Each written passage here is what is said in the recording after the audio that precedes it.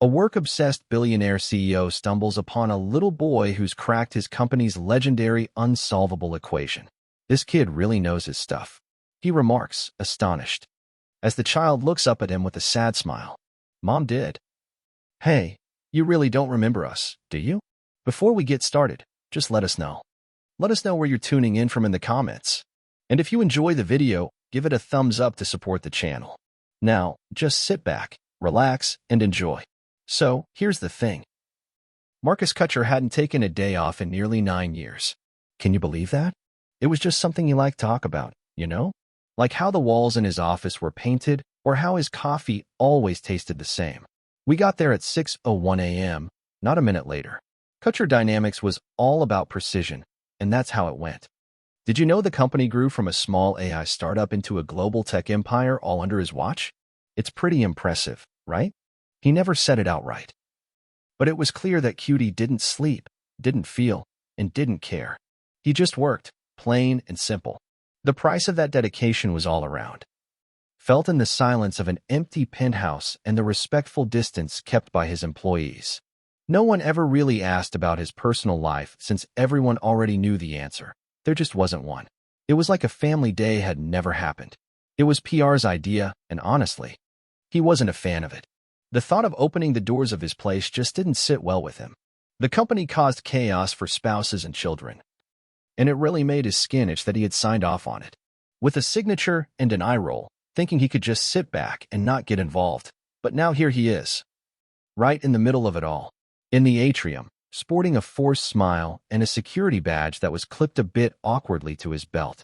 He found himself wondering if this had been some kind of. He drifted through the event, feeling like a ghost, haunted by the karmic punishment of outliving every last one of his feelings. In my own house, the kids were having a blast playing with coding robots over in the corner of the lobby. Meanwhile, someone from HR was handing out some branded goodies. There were backpacks and cookies shaped like circuit boards, and Marcus just moved past it all. With his hands in his pockets, he nodded only when necessary, struggling to recall. The last time he'd chatted with someone under 20 without having to sign a check afterward was a bunch of employees were hanging out in the R&D wing. And even though he hadn't intended to head that way, the crowd pulled him in with a soft buzz of conversation. There was this excitement threading through their voices, a mix of confusion, impression, and amusement. That was something rare in this building, especially with our Andy around. He stepped closer, where inspiration seemed to fade away after one too many board meetings. He was ready to put an end to whatever distraction was going on when he noticed the terminal, but it wasn't the boy. At first, what really caught his attention was the equation. The interface on the screen was, "Hey, have you heard about one of Kutcher Dynamics' most ambitious internal projects? It's called the equation." Had gained a bit of a reputation around the company. Talked about alongside those wild moonshot ideas and the folks who were just completely worn out. It was a model. A predictive algorithm so advanced that it could map out human decision-making patterns almost perfectly. If they figured it out, it would totally change the game for medicine and finance. So, there was this behavioral analysis, but it seemed like no one had the years of simulations, grants, and it just didn't work out. Iterations had turned the codebase into something like a half-built cathedral, no roof, no way to finish it. As Marcus moved forward, the crowd of employees shifted aside, whispering to one another. His name, backing away instinctively, he didn't realize his eyes were on the. There was a monitor, and in front of it sat a boy who looked like he couldn't be more than 8 years old. He was wearing a pale sweatshirt and black jeans, with one shoelace untied. His hair looked a bit messy. He typed with a relaxed concentration that seemed a bit out of sync with his age. The code was scrolling with intention, not just random keystrokes or some kid mashing away. Buttons for fun, actual logic, the kind of logic Marcus recognized right away. Since it was what he had been pursuing for years, the boy took a moment to pause, made a slight adjustment to a function, and then pressed the button. So, I went into the terminal and ran some calculations, but they took forever to process. The simulation unfroze and wrapped up completely. The boy leaned back, looking not surprised, just like he had wrapped up a math problem he'd tackled 100 times before. Before writing it out, Marcus took another step forward and asked, "Who authorized this?" He asked quietly if this terminal was for public access, but no one answered. Most people just went about their business. He seemed too shocked to say anything, concentrating on the boy and trying to figure out who he was. One of the staff's kids, he definitely would have remembered a face this sharp and calm. The kid turned toward him, clearly aware of his presence. Marcus crouched a bit to meet his eye line, not bothered by the attention. "Who taught you how to do that?" The boy didn't respond right away. His gaze wandered, flicked over Marcus's face like it was searching for something, but not quite recognition. But then he gave a small, lopsided smile, neither smug nor shy, just a bit sad. "Mom did," he said softly. Then after a moment, "You really don't remember us, do you? You?" The words hit Marcus's ears like static, and he stood there frozen, caught in the buzz. The fluorescent lights, the quiet gasps from onlookers, the steady blink of the terminal, everything faded under the weight of that question hung in the air. He opened his mouth, but nothing came out. The boy stood there, silent. After a brief pause, he turned back to the terminal and began closing windows as if nothing had occurred. Marcus stood there, completely still, my heart thudding harder than it had in years. Suddenly realizing something was cracking deep inside. He's not quite a memory yet, but more like the outline of one trying to break through, and the boy didn't say anything or give his name. He just walked by Marcus with his hands in his pockets. He put his hands in his pockets like nothing out of the ordinary had just occurred, but it really had, and Marcus Kutcher felt it deep down. Even if he couldn't quite grasp how or why, that everything in his life was about to change after this. The crowd kept murmuring behind him as Marcus stepped forward and waved them off with a quick flick of his hand. No one really protested. Most of them had already begun to back away, trying to. He didn't even glance at their faces, trying to make sense of what they had just seen.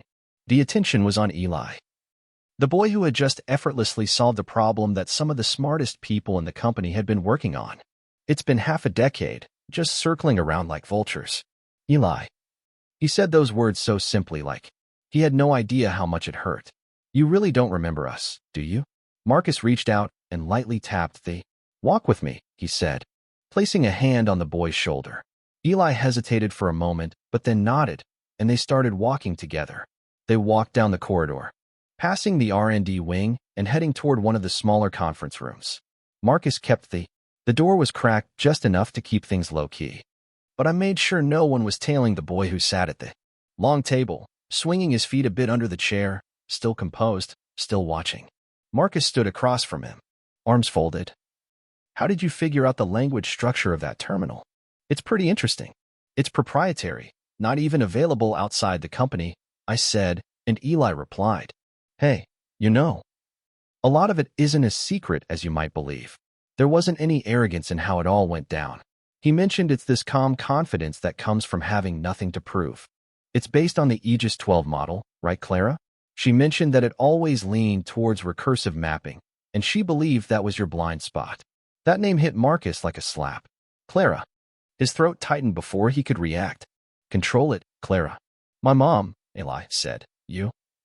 "Really? Don't dash." "No," Marcus interrupted, his voice dropping a bit. "It kind of caught me off guard when you said that." "What did you mean?" Eli tilted his head.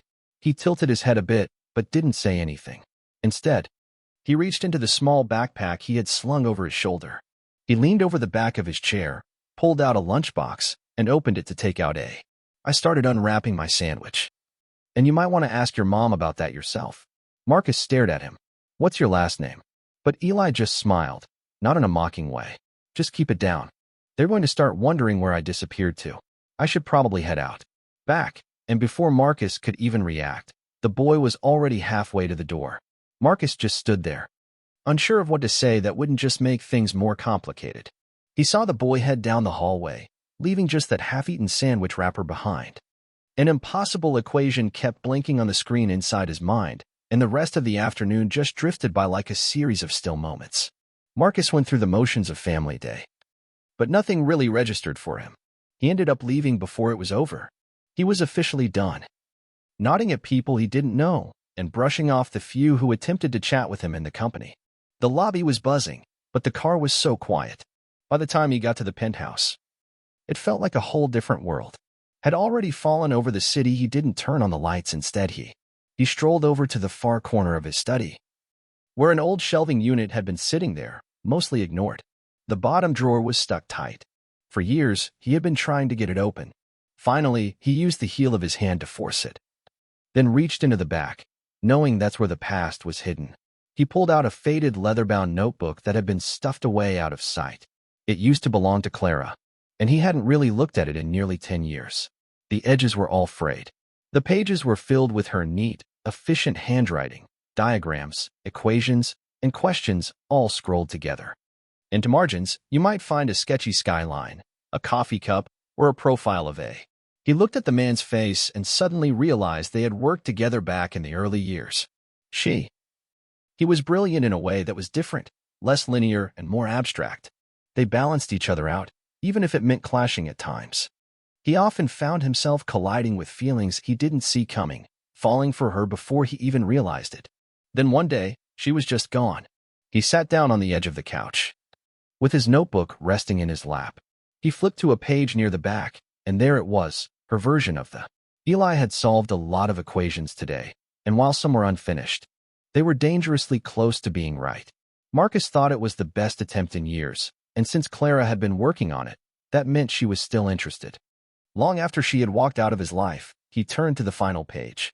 It was the day before she vanished, and beneath it all, just one. Sometimes, there are things that matter more than just being right. That memory popped back into my mind. His hand hovered over the knob, and he was silent. He had been in the middle of a product launch, too distracted to even ask where. She was leaving. She had told him she couldn't be in second place to his ambition. He thought she was being unreasonable.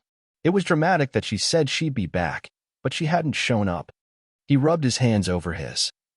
His pulse was steady, but everything inside felt a bit off, like something was brewing beneath the surface. He shifted just beneath the surface, closed the notebook, held it to his chest for a moment, and then set it on the table.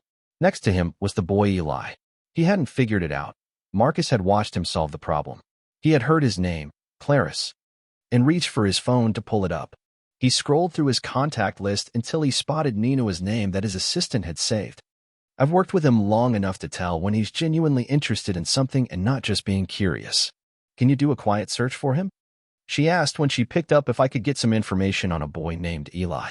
He was at the family day event around 8 today, and I'm curious about who he came with. Who does he belong to? There was a pause. Is this because of the equation thing? People are talking, but honestly, I don't care what they're saying. I just need to know his last name. I think I used to know his mother. Pause is okay. I'll start now. He hung up and placed the phone next to the notebook by the window, while the city continued on, lights flashing in the distance. With the familiar rhythms echoing through the penthouse, everything felt calm as Marcus leaned back. He stared at the ceiling, and for the first time in years, he felt uncertain about everything. I didn't realize there was. It was enough for us to forget, he murmured. But clearly, there had been something, and now he just couldn't shake off the thoughts about what it had cost him. The notebook sat on Marcus' nightstand, a constant reminder, like a wound that wouldn't heal. He'd been picking at it, flipping through it every evening since he found it. Reading Clara's notes over and over, just looking for something. It's like he didn't even realize how the past had just slipped away from him, especially with so many of those entries going unnoticed. They were pretty technical, but there were some scattered bits in the margins, short, pointed thoughts he didn't recall her having. There were things about balance, loneliness, and feeling invisible, things she hadn't said out loud when she was with others. He mentioned that he still hadn't heard from Nina. She told him she was working on it and would get back to him. Keep it low-key. But that delay? He was definitely looking for answers, not just about Eli or Clara, but it's really about him and how he missed the most important fork in his life. Life just kept moving, and by the end of the week, the company calendar had a little surprise. A weekend youth event popped up. So, there was this tour put together by one of the community outreach managers, and Marcus totally skipped those events every time. But then, he caught sight of He scanned the list of students twice, and there it was in small, neat type, Eli M., age 8. That was all he needed. On Saturday morning, the staff couldn't believe their eyes when he walked out of the executive elevator in jeans and with a windbreaker badge casually clipped to his belt. He kept it pretty low-key and just asked a question. So, the floor manager was kind of stammering about the 4th-level innovation wing, and Marcus just headed that way. So, it was like this was just part of his job, right? A few people tried to ask questions, but he as I walked past them. The outreach coordinator almost stumbled when Marcus offered to give the kids a. So she said yes to a quick tour, but then she kind of disappeared right after, leaving him alone with a bunch of 24th graders and two flustered chaperones he barely knew. I saw them, and Eli was standing near the back. I wasn't really surprised to see him there, just. So, I was kind of curious about the tour, but it was a bit awkward. Marcus really wasn't used to explaining things. He realized he was tripping over metaphors while trying to grasp them. He showed them around a robotic assembly space, an interface test room, and even a few other areas without needing to make any comparisons. In a warehouse buzzing with server racks. Almost like it was alive, a few kids lost interest halfway through, but Eli was still fully engaged. Stayed nearby, sometimes throwing out a pointed question that made Marcus pause and reconsider his approach. Every time Eli explained something, he got to the answer faster than expected. He smiled as if he wasn't trying to impress anyone, just lost in his own thoughts. After the tour, they split into smaller groups, and Marcus offered to take Eli and two other boys up to the upper R&D floor. It's usually off limits, but he brushed it aside like it was special access, just one of the other guys. He complained about wanting a snack, so a chaperone suggested taking him back to the break room along with the third boy. So, that left Marcus and Eli all by themselves in the elevator as the doors slid shut. The lights flickered, and a low beep echoed in the room. Marcus frowned and reached for the panel. As it powered down, the elevator came to a halt. Seriously, Marcus exclaimed. Eli muttered as he looked up from the floor, where he was digging through a tiny backpack. We've got a power glitch. Backup generators?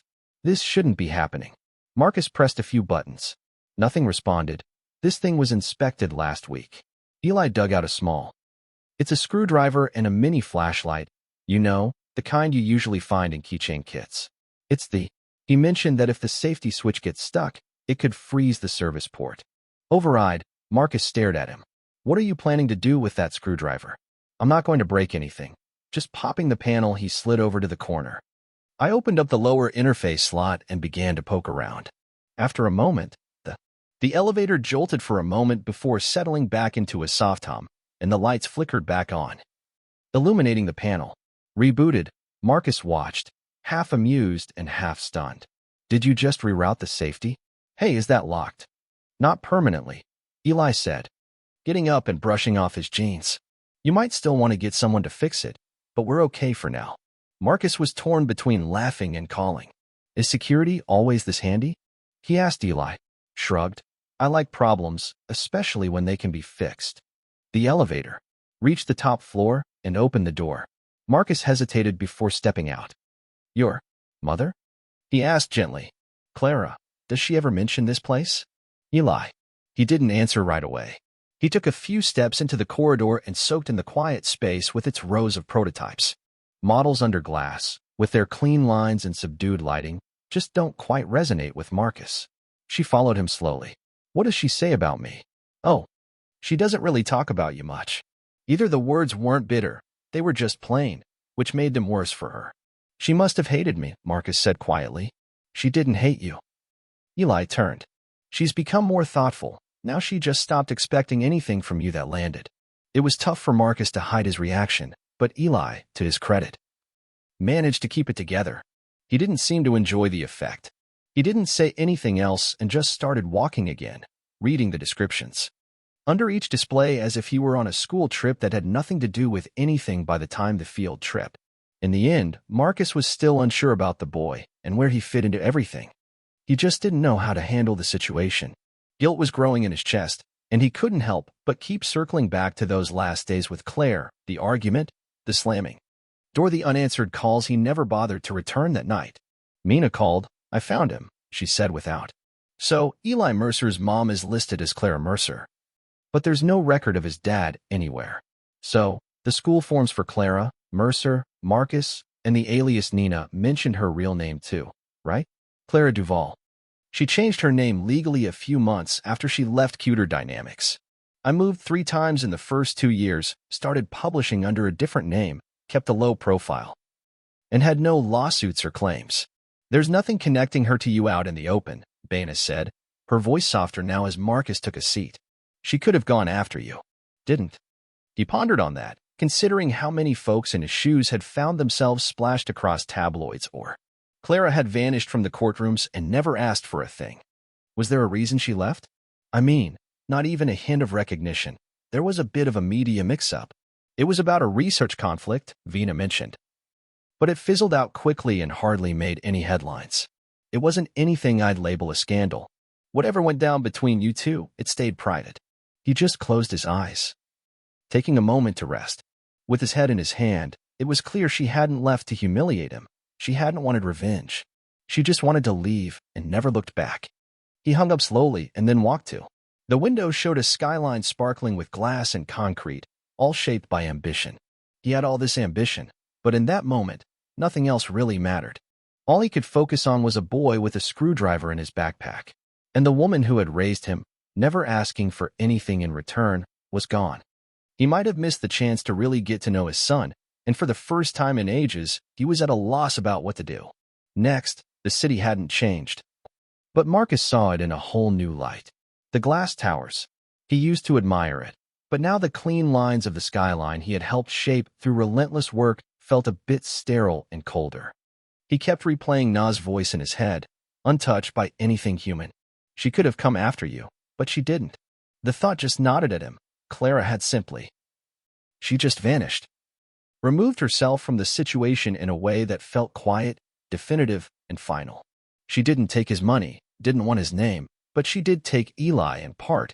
He wasn't sure if he had any right to blame her, and the next morning, before he could start overthinking it, he got in his car and headed north. He had the address that Nina found, where Clara lived, just ahead. He's outside the city now, close to a wooded area where the houses feel more like homes than just investments. He didn't call ahead. He had no idea what he was going to say. He just felt this urge inside him that wouldn't let him be until he saw her, until he was at her house.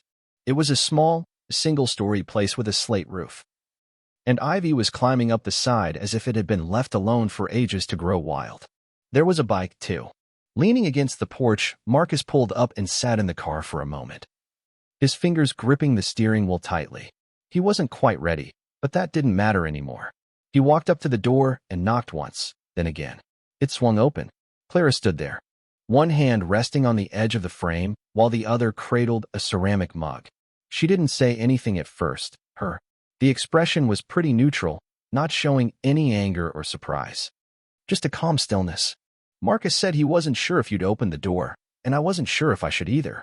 She answered, and they stood there, the silence between them thick with unspoken words. She looked. Her hair was pulled back, loose in some ways, softer in others, and sharper too. Strands of hair falling carelessly. She resembled someone who had quietly faced challenges and kept moving forward regardless. You noticed? Us, she said. Finally, he nodded. I didn't know.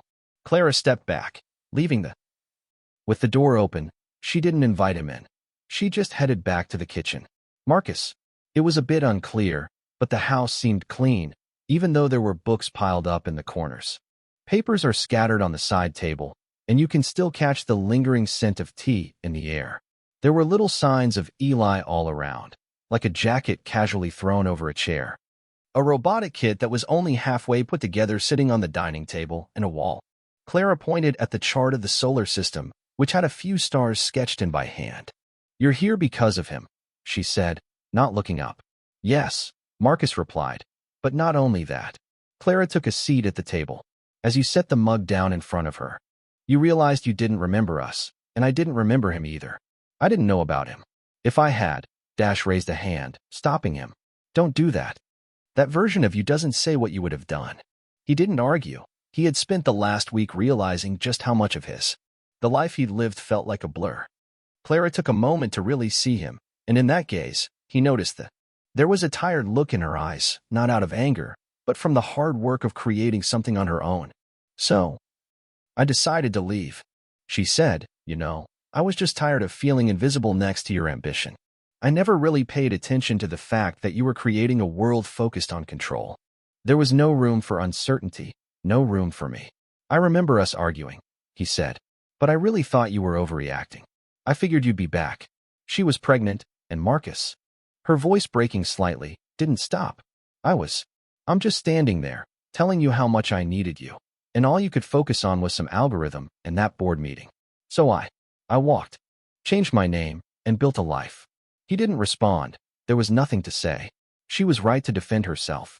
I just didn't want to raise a child living in your shadow. I just kept going, not wanting to get into why his dad never came around. He figured it would be simpler if he didn't have any expectations to get let down by. Marcus pulled out the chair across from him. She sat down, and he didn't make any effort to move closer. He's really something, isn't he? Kind of curious, too. He had me laughing in the elevator after all. Rerouting the power, huh? I haven't laughed like that in ages. Clara pressed her fingers to her lips for a moment, then exhaled. He's always been different. He asks questions I can't. He always answers and teaches himself things faster than I can keep up with. He makes it look so easy. He's a bit of a mess, always impatient. And he really enjoys building things just to take them apart again. Marcus nodded. That sounds familiar. They sat in silence for a bit, both trying to. It's like trying to bring together the person standing right there with the one they used to know. I'm not asking for much, Marcus said. I really wanted to see you and him. And I've been trying to figure out how I missed all of it, Clara. She didn't answer right away. Then, she stood up and walked to the hallway. Eli, she said. Hey, can you come over here for a sec? A moment later, the boy showed up, rubbing his eyes. He had his hands on his pants, looking like he had just been tinkering with something when he spotted Marcus sitting at the table. He paused.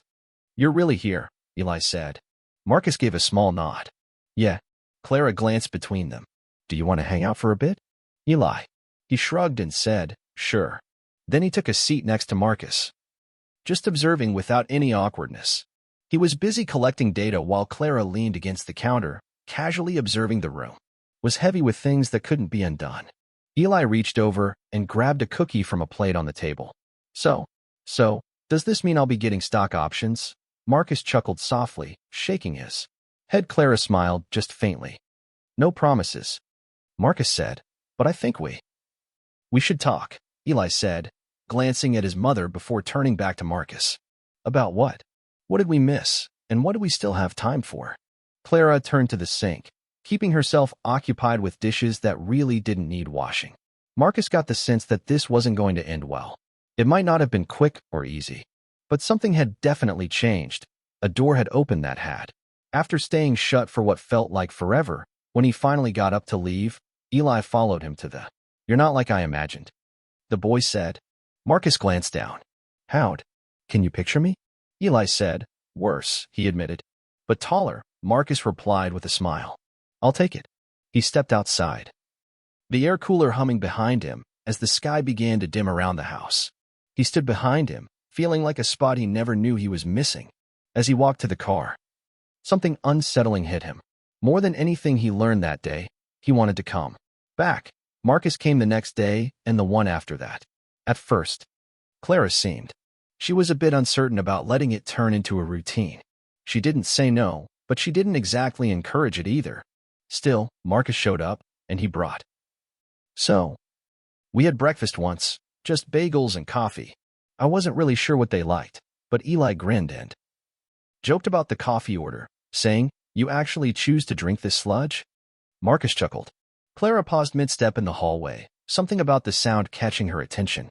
It felt unfamiliar, not just because it had been years, but also because it was almost too easy. By midweek, he was helping Eli sort through an old box of Legos. In the living room, they built these towers that were totally wobbly and didn't make any sense at all. Then, just for fun, they knocked them over. Marcus accidentally stepped on a. He had a few pieces and didn't even curse. He just flopped back on the rug like it was all part of the game. Clara watched from the sidelines. In the kitchen, arms crossed and eyes wandering between them and the half-filled sink, Marcus seemed right at home in a space she hadn't earned it, and that scared her more than she wanted to admit. But Eli seemed. She felt lighter with him around, less restless and more focused, so she kept quiet. The morning began to feel a bit more routine. Marcus would arrive early, and Ty started to relax a little. He still had that vibe of someone who once ran an empire, but now he seemed like he was figuring out how to just sit still. He didn't. He answered every work call. And once Clara walked in, she found him stumbling over words from a children's novel about time travel. in a fun exchange between characters named Sarnak and Quill. Eli was laughing so hard he almost toppled off the. Marcus glanced up from the couch, noticed Claire's expression, and handed her the book as if it were a special gift. Sorry, but it seems I can't quite figure out how to voice a space goat, he said. Claire adjusted. She shook her head and left the room before he could catch a glimpse of her smile. One evening, long after Eli had gone to bed, Clara walked. I walked into the kitchen and saw Marcus at the sink, rinsing off some plates. Nothing too exciting, just him scrubbing away. He seemed tired but calm without anyone saying a word. She stopped in the doorway, caught off guard. Feeling a bit swamped by how ordinary it all is, no big gestures, no speeches, just Marcus. Washing dishes while wearing a comfy t-shirt with rolled-up sleeves. He hums a little tune under his breath. She sat down at the table, feeling a bit uneasy. Her chest felt tight, and she couldn't quite figure out why. Maybe it was. It seemed so effortless for him, and maybe it brought back memories of something they never had. He caught her eye. He turned off the faucet and dried his hands on a towel that had a coffee stain near the edge. I missed everything, he said. Did I not? He said, and Clara nodded. He came over and sat across from her, no reaching. He didn't rush to close the space between them, but his presence filled it all the same. There was something gentle in there was this stillness between them, and the house felt like it was holding its breath in that moment. They didn't kiss. It just wasn't the right time for that. But something softened the walls that had been standing for too long, and they started to lean. Later that night, Clara stood in the hallway. I heard Marcus saying good night to Eli. The boy was curious, asking questions about how predictive models work. So Marcus was working on explaining probabilities, and he was using cartoon references to make it all clearer. So Eli jumped in with his own idea, and Marcus chuckled for a moment before he stopped. You're my son, he said quietly, not as if it was news, but more like he had finally let it out. He couldn't believe it. Clara closed her eyes, her fingers curling around the door frame. She didn't cry, but she really wanted to. The next morning, Eli bounced into the room. In the kitchen, notebook in hand, he turned to Marcus and said, I've got an idea. I want to build a computer that gets feelings, he said, not just reacts. I get it, Marcus blinked. That's complicated. Yeah, Eli replied, grinning. So, that's why I'm letting you know first. You're my test subject. Oh, I get it. And when this happens? If a computer takes my place, what happens? I'll promote you. Eli said, Vice President of. Marcus leaned back, thinking about snack quality assurance. He's generous with his ideas and is looking for a co-founder, but only if the fit is right. You're not going to fire me when I'm smarter than you. You already know that, Clara. Just set a plate, will you? They sat down at the table next to them. And the moment just passed by without anyone saying a word, but it felt significant. Eli stood in front of his class at school, 3 days after spending the whole day with her. So, Marcus is presenting this homemade project on neuromapping, and Clara helped him out with the visuals. He even printed the labels for it. It was the first time they had worked together on something that felt easy and natural. Clara sat in the second row. Marcus had taken the day off, and Eli was a bit nervous at first. But then something happened. He really came into his own, using metaphors to explain systems in a way that left the teachers blinking and his classmates amazed. They tilted their heads, and their hands moved as they talked, full of animation and confidence. Clara smiled as she watched his face light up under the classroom lights, and then he stopped mid-sentence.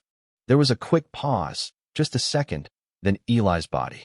He folded in on himself, his knees buckled, and he crumpled sideways like a switch had been flipped. Clara was the first to get to him, dropping her bag and hurrying over. Her voice cracked as she called his name, and a teacher shouted for the nurse. Marcus pushed through the crowd, dialing emergency services as he went. His voice on the phone was low and urgent as they were separated at the hospital, with doctors around. They moved quickly, with the nurses giving instructions and speaking in clipped tones, while Clara kept pressing on. She pressed her palm to her chest, almost as if she was trying to keep her ribs from cracking. Marcus paced back and forth, his jaw tight, unable to speak.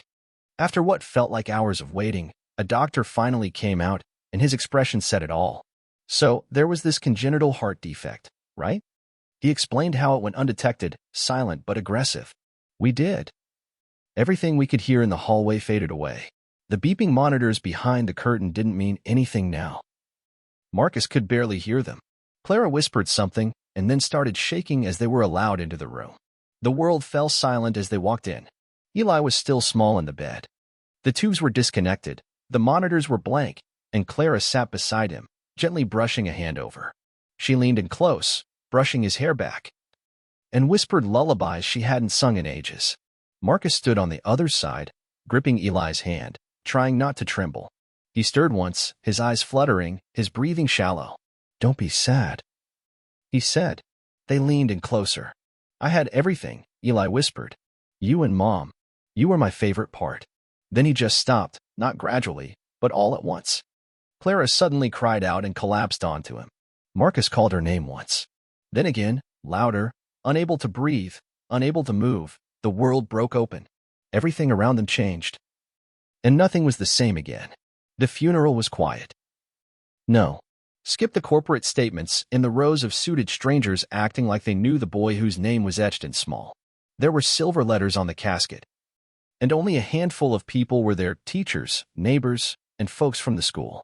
A librarian who always kept some extra books about space set aside for the service that was held. In the back garden of Clara's friend's place, there were chairs set up among the birch trees, with a bit of a chilly breeze rustling through. There were these neat rows. But most folks just stood around, and honestly, no one seemed to know what to do with their hands. Clara sat near the front, still and rigid, her gaze fixed on a spot just above them. She never looked down at the casket, while Marcus kept his distance, sitting a few rows behind. She sat there alone, back straight, his hands clasped tightly in his lap, almost like he was bracing for something that never happened. I hadn't cried, not at the hospital, not here. There was this pressure building inside me, his chest, but nothing moved. Clara didn't cry either. She didn't say anything. They didn't touch the flowers near Eli's photo. The silence between them felt stretched and fragile, filled with everything unspoken. After the burial, people came up to offer their gentle condolences, and Marcus nodded when needed. Clara steered clear of them. She quietly slipped away before the last person left and got into her. She hopped in the car and took off, not saying a word about where she was headed. Marcus just stood there in the gravel driveway, watching her fade into the distance. He didn't chase after her. He thought she probably didn't want to be followed. Maybe she was just looking for some space. A few days later, Nina walked into his office and found him just staring at his. The screen was still, the lights were out, and the window blinds were drawn. He haven't talked much since coming back. The meetings have been shorter. He stopped correcting people and just let things slide that he used to address. He would have triggered reviews for the whole department, right? I just asked if he wanted to reschedule the strategy meeting for the week. He didn't answer, so she left without pressing. When she came back an hour later, he was still in the same position. His fingers hovered just above the keyboard, almost as if he'd forgotten what he was supposed to be doing. Clara's number went right to voicemail. He called maybe once or twice. Then he stopped. She had vanished without leaving an address. No one knew where she had gone. It wasn't her colleagues, the university, or even the woman who used. Marcus sometimes thought about hiring someone to babysit Eli, but it just didn't feel right. It just felt off, like he'd be stepping into the only space she had left. She really wanted to. He got the urge to disappear, and he totally understood it. So he went back to the penthouse, but it just wasn't the same. It felt like a place where people were meant to live for a long time. Eli's drawings were still stuck on the fridge, and his notebook was there too. Lay open on the coffee table, half filled with notes about a computer that could feel things. Marcus walked past it every day. Sometimes he would pause to read a line or two, but he never really moved it. He just couldn't. The room that had become Eli's sat untouched. He opened the door, glanced at the bed, and noticed the scattered pieces of it. There was this unfinished project, and the sneakers were just kicked under the chair. Then he closed the door again and didn't come back. He began sleeping on the couch. At first, it was just one night, then another. Then, after a week, the bed felt too distant from everything, too final at night. He would lie awake, whispering into the dark, as if someone could hear him. "I should have told you I loved you. I should have. I know I should have done something." Sometimes, he would say Eli's name out loud. Sometimes, it was nice to just listen, even when he didn't say a word. One afternoon, Marcus. He stood in his office, looking at a drawing taped to the wall. It was something Eli had left behind after his turn with the abstract sketch of shapes and lines meant to show how he envisioned emotional data. It's not finished, he mentioned with a. She shrugged, thinking there would always be time to finish it later. Nah, she stepped in without knocking and saw him staring at the. He's still yours, she said quietly. Marcus didn't move. Even now you can disappear, she continued, or you can carry him forward. He didn't. He thought about it, but the words lingered in his mind. The next morning, he hopped into his car and he drove for 4 hours without letting anyone know where he was headed, and he didn't answer any calls.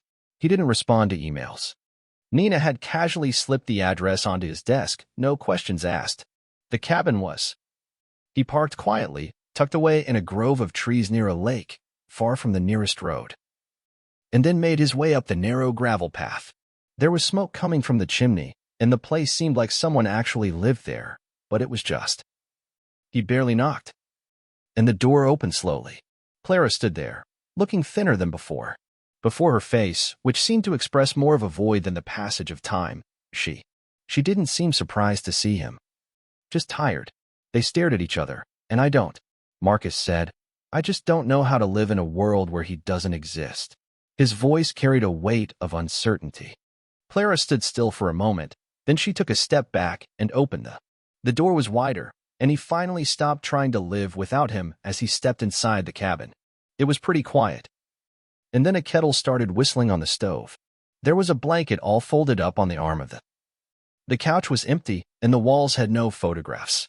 It felt like Eli had been completely erased from this place. Clara sat down in silence, and Marcus joined her, leaving every trace of him behind in this space. They didn't look at each other, and the silence didn't feel peaceful. It felt a bit like survival, but it was enough for now. On the first night, Marcus just couldn't sleep. He was sprawled out on the couch, wrapped up in a blanket that Clara had quietly given him. The cabin would creak every now and then, just settling in. It was cold, and a log cracked in the fireplace as he stared at the ceiling for hours. As she moved through the house, her footsteps created a quiet rhythm. She didn't say good night, and honestly, he didn't expect her to. The grief still hung between them, making it hard to find any comfort. In the morning, Clara brewed some coffee. She didn't ask him about his sleep or if he was planning to stick around longer. She just poured another cup and set it on the counter. He took it without saying a word. They stood there, side by side, just staring out at the view. From the small kitchen window, I could see the trees outside shedding their leaves, and there was the lake in the distance, shimmered in the distance, just barely visible through the thinning woods. They spent that day mostly apart, Marcus. Clara was sweeping the porch while the stacked firewood sat nearby. As they passed each other, they exchanged a nod, sometimes throwing in a quick comment about the weather or a task that needed to be done, but there was just something about the way they. As we moved through the same space, things began to change. The silence felt less sharp than before. That evening, things really softened and became mutual. Marcus lit the fire, and Clara brought out a.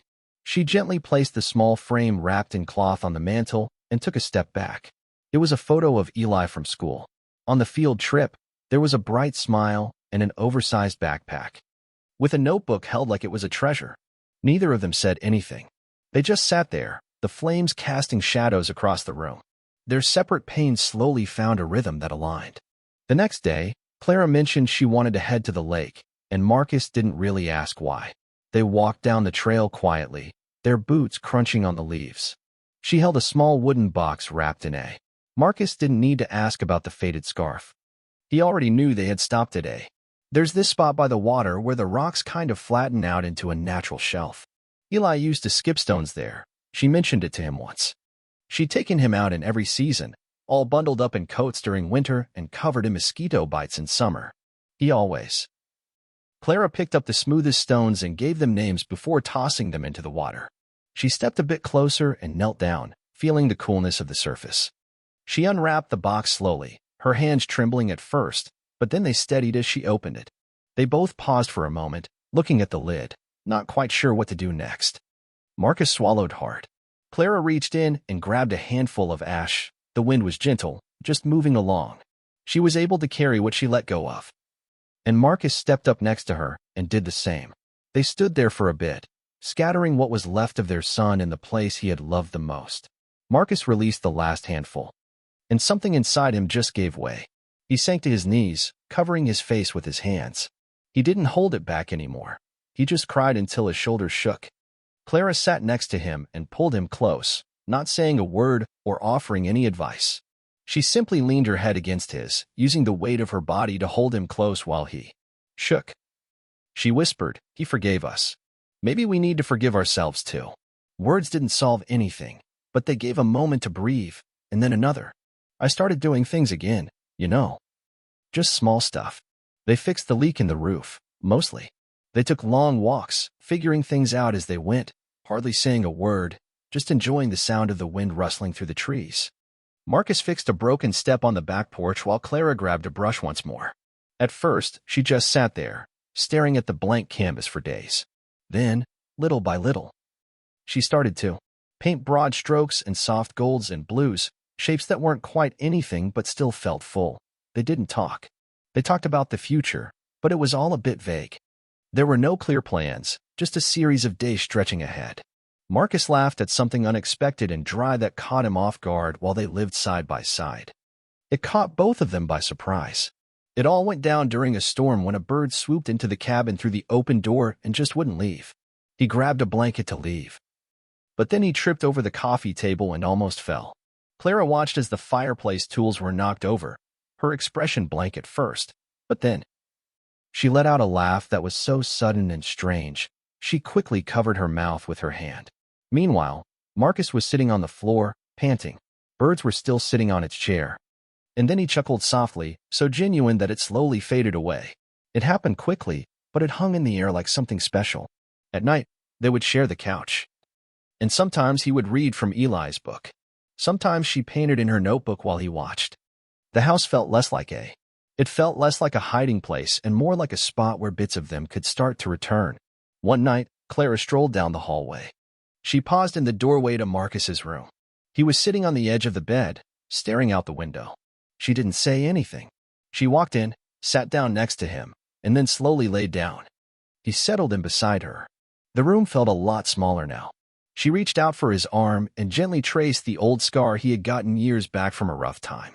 As she fell in the lap, her fingers moved gently, recalling the shape of it. It's different now," she said. "I never got to love him the way I wanted to." "I should have," he said. "But I'd really like to give it another shot with you, if you're open to it." She didn't say anything. Instead, she moved closer, closing the distance between them. And I took a slow breath. It wasn't quite forgiveness, not completely, but it was something. Something close, something enough to start again. They didn't plan to return to the city, but it happened quietly, like. There was so much more going on between them. The cabin had turned into a sort of refuge after Eli. It was a spot where I could just fall apart without needing to explain myself. But over time, the days started to stretch out, and the quiet that had once. They started to feel a bit too stagnant, so they knew they had to make a move, even if it was just a slow one. Marcus was the first to suggest it, carefully choosing his words, and Clara didn't push back. She just nodded, the kind of nod that said, "I'm tired of hiding too." They sold Marcus' penthouse and bought a cozier spot on a peaceful street, just a stone's throw from the university where Clara was excited to start her teaching job. Just something straightforward, no lengthy titles, no fuss. Just a lecture hall, a whiteboard, and students who were eager to learn. Did you hear? Marcus actually turned down 2 offers from major think tanks, and both were offering more money than what most people make. He said no without even blinking, telling Clara he didn't want to see it in a lifetime. They wanted to be someone else's ghost in a boardroom. The new apartment wasn't huge, but it felt just right for them. Marcus carved out a cozy corner for books, quiet moments, and late-night cups of tea. He set up a small desk and a chair for himself, while Clara usually took over the windowsill with her easel. Most of the time, they just went about their day, gently helping each other out, whipping up dinner together, and moving the kitchen cabinets around a few times because either they could agree on where the mugs should go, and there was a certain steadiness to it now, a rhythm that flowed not just between them, but also within themselves. So, Eli's room was the last one, and they didn't really discuss what to do next. It took Marcus a few months to finally open the box of things Clara had brought from the cabin. He had it for a while before getting around to it. There were some books, a few tools, scraps of coding paper, and one of Eli's old sweatshirts. Clara stood in the doorway while Marcus opened the windows, letting the room breathe again. Then, together, they began. They decided to switch things up by painting the walls a softer color and adding a cozy reading bench underneath. The window brought in light that filled the shelves with books, some from Eli's collection and others that were brand new. In one corner, they set up a framed version of the final equation that Eli had solved. One Marcus still couldn't look at without feeling like he was holding something sacred. He would sit in some mornings. I find myself in the room with a cup of coffee, just staring at the symbols. Sometimes, it's Clara on my mind. He joined him at times when he was sitting alone. And they didn't attempt to bring Eli back into that space. They allowed it to be what it was, a room filled with light and memories, created not from grief but from gratitude, not forgetting, just so. One night, the power went out. It wasn't even a storm, just the city acting up. The grid failed, and suddenly the room was pitch black. Marcus stumbled into the hallway, muttering under his breath as he tripped over something. Clara was in the kitchen, chuckling softly while he lit a crooked candle, with a pair of shoes left by the door. Then another. And soon the room was filled with a soft, uneven glow that he vanished into. He went to the bedroom and returned with a small box. He didn't say a word, just held it out to me. Clara took her time, her hands trembling a bit as she opened the lid and looked inside. She closed the box and held it, looking up at him. He was still standing there in the candlelight, quiet and waiting. She held it to her chest for a moment before placing it down on the counter. "Yes," she said. Her voice trembled. "Even if we break again, even if it hurts." "Yes," he replied. She stepped forward, leaning into him, her forehead resting against his shoulder.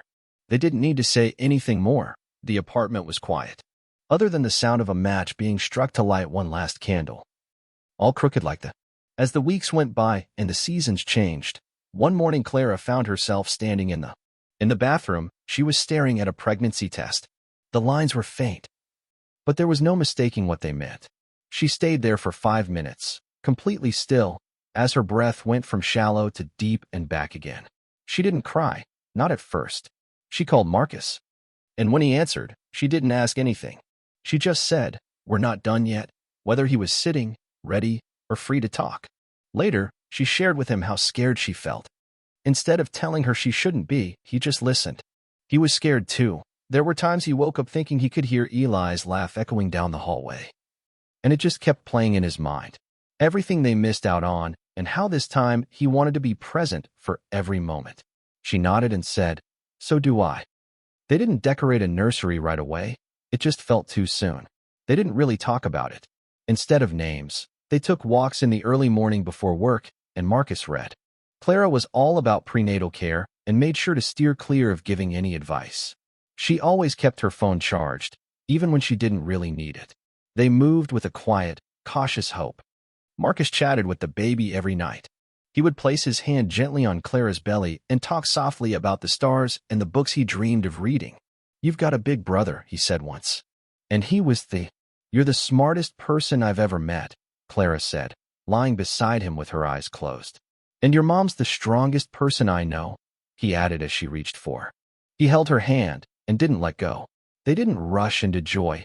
Instead, they let it come piece by piece, like warmth coming back after a tough winter. Like the world wasn't. It's interesting how things can feel fixed yet still be moving forward.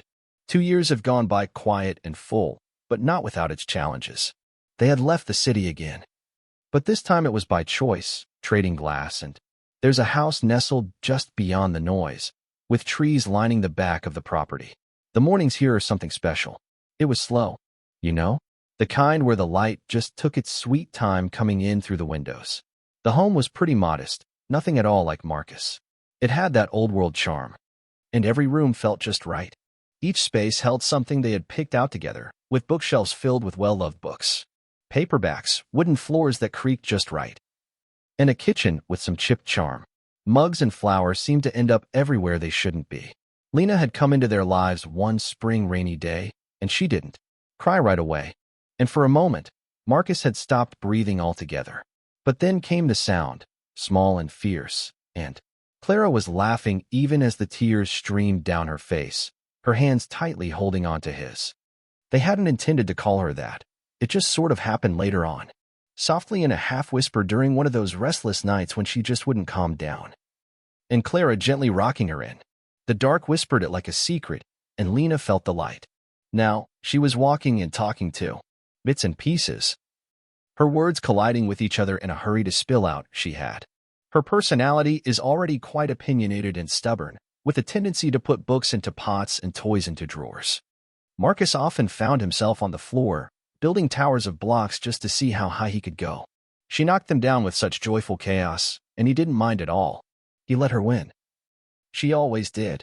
She grinned, almost like she was aware she shouldn't have that kind of power, but she just couldn't help but enjoy it that morning. The house was filled with sunlight, and Clara was in the kitchen, humming a little tune as she wiped down the counter. Her hair was pulled back loosely, and there was a flower on her sleeve as Lena sat next to Marcus on the rug. Stacking blocks and making wobbly towers, she passed him a red piece while he tried to keep up. She quickly changed her mind and took it back, saying, "You're quite demanding." "Architect," he said, not really expecting a response. "Rad one mine," she declared. Clearly, Clara chuckled from the kitchen. "She gets that from you. I don't. If you've got resources, like coffee, it's good to hold on to them. People are living that way now, without the constant need to stock up. Ease, but with something stronger." There was this quiet awareness that nothing could be taken for granted. The grief didn't. It disappeared, shifting and folding itself into their days, slipping into the spaces in between. There were times when it appeared in the stillness, like when Marcus walked by Eli's old framed equation. In the hallway, Clara noticed Lena playing with a puzzle and how she furrowed her brow just like her. My brother once had this grief, but it didn't drag them down anymore. It just sort of lived alongside them. One wall in the living room held a. Clara had painted a mural with deep blues and purples, showcasing a wide sky filled with stars. The stars were all different, scattered across space in a gentle chaos at the center. A name, Eli, was painted just a bit brighter than everything else beneath it. Clara had written in small, careful print, "Loved forever. Missed always, guiding." Still, Lena pointed at the mural. "Sometimes that one," she said, pressing a finger hovering in the air close to Eli's star. "I claimed it as mine." But Marcus would chime in, "That one's mine. Your brother." She didn't get it yet, but someday she would, and they would. Let her know that after dinner, stories, and all those little tasks of the night. Parenting Marcus was sitting by himself in the study, with the lights dimmed. He had a notebook in his hands. On his lap was one of Eli's old ones. Not the original, but a copy that Clara had made for him. He had the drawings kept exactly as they were. Marcus flipped to a blank page and, "Hey Eli, I started writing you a letter. We never really had enough time, but you gave us. There's something even more precious than that, the chance to try again. Your sister looks at me like she already knows who you were. Sometimes when she's creating something or giggling at things that seem too big for her age, I catch a glimpse of you. It doesn't hurt. I don't do things the same way anymore. But it still holds me back. You're with me in every choice I make. I just want to share how much I love her and how much I love your mom. You were the start of it all. Somehow, you're also our forever." He closed the notebook and held it for a moment before stepping outside into the sun. It had just started to get dark, and the porch lights hadn't turned on yet. He stepped into in the nursery, he gently lifted Lena from her crib. She stirred, blinked up at him, and then snuggled in closer. He scooped her up into his chest without saying a word and carried her outside, where Clara was already waiting on the porch swing with a blanket in her lap. She shifted over to make some room as Marcus settled down beside her. Lena. There she was, all cozy and half asleep, with her thumb in her mouth, while a gentle breeze rustled through the trees. The wind chimes above the door play a gentle, wobbly tune in the distance. The old wooden swing, the one Marcus had brought from the cabin, swayed gently on its own, hanging from a single rope. They sat there for a long time, creaking in rhythm with the air, just enjoying the silence without a word spoken. I need to explain that they were both whole and broken, and on a journey of healing. If you like this story, make sure to give it a thumbs up. It really supports the channel. And if you're interested in more, just let me know. If you love heartwarming and emotional stories like this, make sure to hit that subscribe button and turn on notifications so you never miss out. Hey everyone, once you check this out, drop your thoughts in the comments. I'm really eager to hear your reactions. Thanks for watching. Catch you in the next story.